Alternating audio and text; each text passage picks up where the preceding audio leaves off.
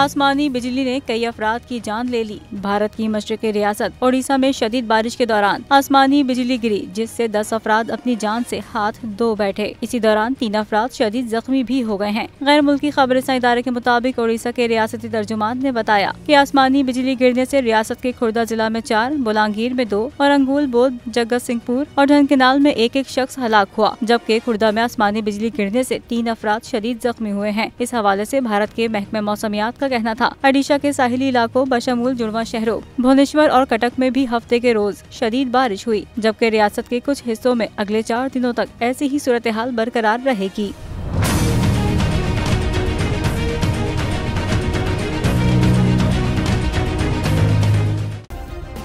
Subscribe करें और bell दबाएं ताकि कोई खबर रह न जाए।